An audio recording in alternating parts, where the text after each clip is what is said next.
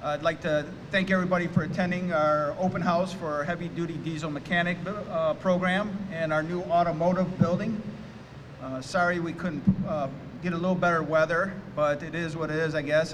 But certainly appreciate everybody taking the time to come here today. It's something that here at Parnall we're very proud of. I'm sure some of you have been to our village already and had an opportunity to walk through. It's something that is really setting the standard and things that folks are trying to emulate on a national level.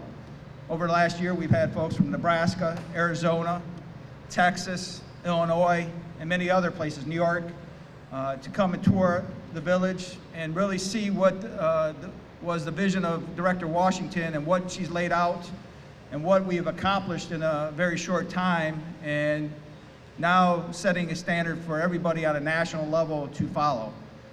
It's something that from our principal, Brian Friedman, to all of our instructors, if you have an opportunity to talk to our instructors, you'll be able to see the passion that they have for teaching these classes and understanding that they're making a difference in setting up folks to have an opportunity to go home and be successful. And that's what we're here for, and we're trying to make a difference in the lives of those folks that are in our care, and our staff here have done a great job of taking great pride in doing that.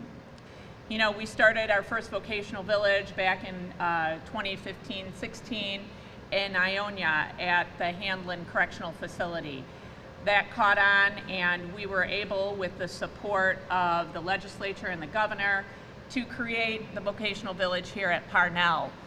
And then we were able to yet again expand to the Women's Huron Valley facility.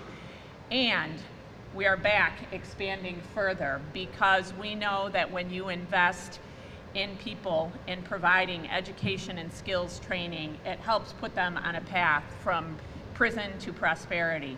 And so we're very happy to be here, to be able to have this beautiful new expansion. And when I think about what we've been able to accomplish at the Vocational Village, it's the result of a team effort, of a collaboration of the Department of Corrections, of our friends in the legislature who you will hear from, of the governor's office, who is also represented here today, and from private industry. Public and private working together to create success for the citizens of Michigan. I am so happy to have so many great employer partners here to support us today. We couldn't do this if we did not have dedicated, committed employers on the other side, people who have taken the time to come, to see what we're all about, to invest in us, to partner with us, and to provide jobs at the end of this training experience. I hope that we will continue to work together, and I know we're going to have time to explore the vocational village, the initial vocational village, as well as this expansion. You'll have the opportunity to meet with a lot of folks, and just know that we are always here to answer questions and to be responsive to what you might need. That's one of the great things about this program that we have, is we have the ability to be flexible to what employers are looking for. And I think that is one of the secret sauces that we have come to discover. It is my honor to be here today. It's an honor to serve on the Senate Appropriations Subcommittee for Corrections and Judiciary, and also I have the honor of representing this district, which brings me around another layer of interest and investment in what's going on here. So I'm really excited to be here today. This is amazing. I think what we're looking at is hope in the shape of a diesel truck. When people go to prison, a lot of times people believe they've gone away, but they haven't gone away. They've gone someplace else. And for too long, people going to prison haven't had the opportunities that Director Washington has been bringing to this very place. And so now, when somebody comes to prison, if they have the initiative and they want to try, they can have opportunities that they never would have had. And when they come home, because most people do come home, they have the skills and the abilities, not just to stay out of prison for the rest of their lives, but to really earn a good living, to be proud, to have a family, all the things that everybody in Michigan has a right to have. And so I'm really excited about this work. I know it's not easy bringing the vocational village here and keeping it running.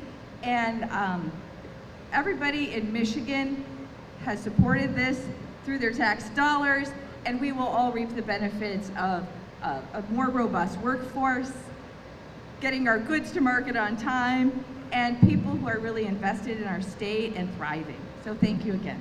Very honored to be a part of the corrections team, and that's what I mean, a team.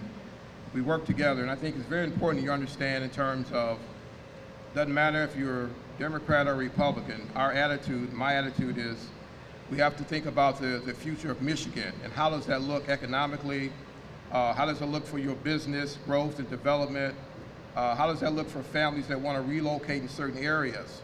And so when we make these type of decisions with the team in terms of creating opportunities for these individuals that are under our care to have skills that can transfer into opportunity for their family. And so, working with the director, they had a model when we came in. And so it was easy for us to join the team.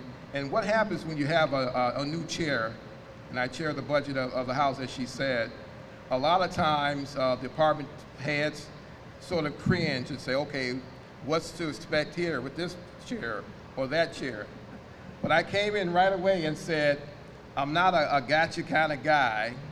I'm a team player. I want to work in a collaborative effort for the good of the state and for our department. And I think I've upheld that end of the bargain. And to the point where we're at this point here, we made major investments in education, skilled trades. This program, we got another program we're going to launch soon in Lapeer. So we're making the investments in the future, if you will. 90% of the individuals under our care are coming home. So it makes good business sense for us as legislators to make those investments in the individuals under our care, so when they do transition back into our neighborhoods, they're better prepared to be considered for opportunities in your business. Would you agree with that? So I'm honored to be here. Thank you for your partnership.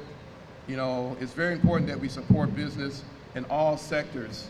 Small business, they're the engine to our communities, and working in partnership with our local businesses throughout the state of Michigan, we can make a better state. So I'm just honored to be here and say thank you from the bottom of our heart for your commitment to the people that we care for under the Department of Corrections. We are in our CDL room in our brand new diesel mechanic building. Inside this room, we practice all the theory portion of CDL training. We are a licensed theory school through the Federal Motor Carrier Safety Division. All of our students practice on the road testing through simulators, and then they do all the actual state testing through Department of State here on site.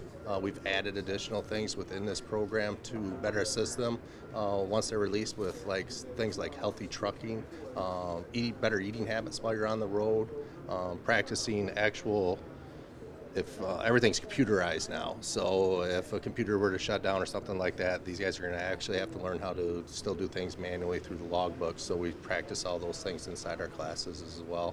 Once all of our students are done with the CDL portion, we actually make them go over and also do forklift training, because a lot of times when you're unloading trucks, you might have to use a forklift. So anybody that goes to our vocational village, no matter what program, they have to get forklift trained as well throughout each of our programs.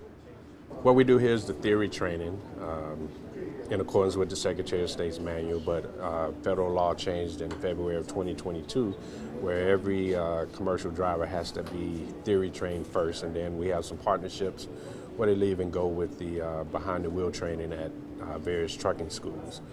So again, we do everything here in accordance with the Secretary of State. We also have a partnership with the Department of State where we can actually test them for their commercial learner's permit.